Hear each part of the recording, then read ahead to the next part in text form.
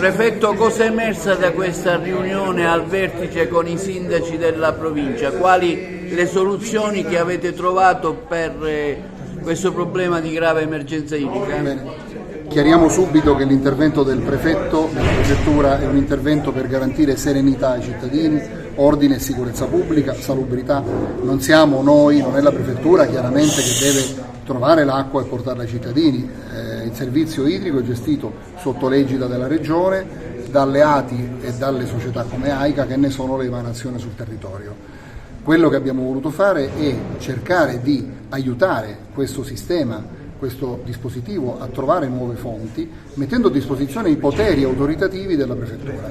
Quindi io come prefetto ho assicurato che non arretrerò di fronte alla necessità, eventualmente l'opportunità di requisire fonti idriche qualora in mano ai privati, e questo devo dire che già è servito perché alcuni privati hanno spontaneamente consegnato la disponibilità delle proprie fonti ove presenti. In più c'è il grande tema del fatto che le fonti aggiuntive, quando i laghi si vanno asciugando, perché sono le fonti superficiali le prime a evaporare e a ridursi, non possono che essere fonti sotterranee, le fonti aggiuntive, quindi appunto le sorgenti, i bacini sotterranei e quant'altro. Ci sono, per fortuna, bisogna raggiungerli. Vi ho consegnato poco fa a voi della stampa l'elenco che il Dipartimento regionale della protezione civile ha stilato di interventi finanziati, tutti finanziati, con i quasi 6 milioni di euro dati subito alla provincia di Agrigento per questa prima fase. Altri 20 milioni saranno, lo sapete, per i dissalatori e altre attività che la provincia di Agrigento farà nei prossimi mesi. Ma nell'immediato ci sono queste fonti, molte di queste già disponibili da subito.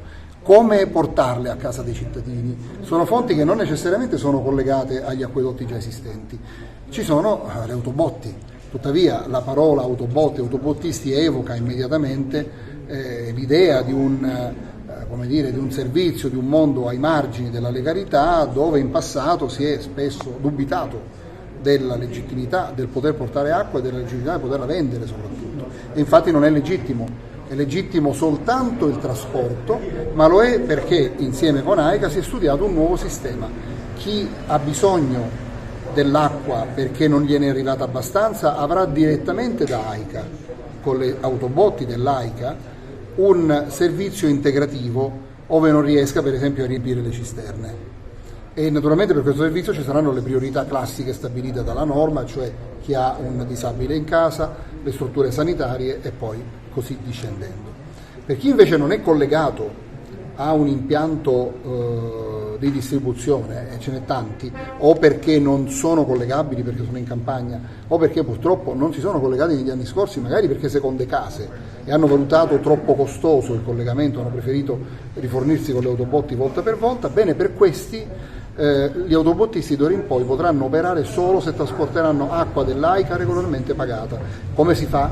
Si registrano in base a un bando che è aperto in questi giorni e che sarà eventualmente prolungato ove necessario, che scade a metà del mese, ed è un bando che prevede soltanto l'obbligo di registrarsi in un elenco, non prevede priorità, non prevede preferenze, non prevede elenchi, prevede l'unico elenco che dice chi sta trasportando acqua dell'AICA. Chi trasporta acqua pubblica garantisce che quell'acqua sia regolarmente pagata, e non solo, si garantisce che quell'acqua sia buona, che non sia acqua di dubbia provenienza da cui possono scaturire delle malattie, ove per esempio con una carica batterica troppo alta. Avrà quindi un documento il quale, mostrato alle forze di polizia che faranno molti controlli nei prossimi mesi, potrà garantire subito, senza problemi, che il servizio è un servizio legale. Chi non avrà quel documento ovviamente sarà controllato, perché gli si dovrà chiedere dove ha preso l'acqua. Ecco, questo è il sistema. Nella sua lunga carriera gli era mai capitato un'emergenza del genere? Come no, acque, rifiuti, di tutto. Ho lavorato al sud per molti anni, e quindi devo dire che i servizi essenziali che sono l'acqua e i rifiuti purtroppo sono servizi anche nei quali si sono andati sovrapponendo nel corso degli anni interessi economici. Quindi non sempre è stato facile, anzi sui rifiuti devo dire ancora è molto difficile, dare delle soluzioni organiche e razionali quando ci sono degli interessi economici che peraltro, per paradosso, trovano appoggio nelle migliori intenzioni. Per esempio, la moderna attenzione per l'ambiente non gradisce la realizzazione di impianti industriali e guarda caso in particolare di impianti per lo smaltimento dei rifiuti. È ovvio che quindi nel sud, dove ce n'è pochi, smaltire rifiuto costa molto più che al nord, e lo sapete tutti perché le tari che pagate sono molto superiori a quelle che pagano i vostri amici e parenti del nord Italia, avendo poi un servizio che magari è meno buono.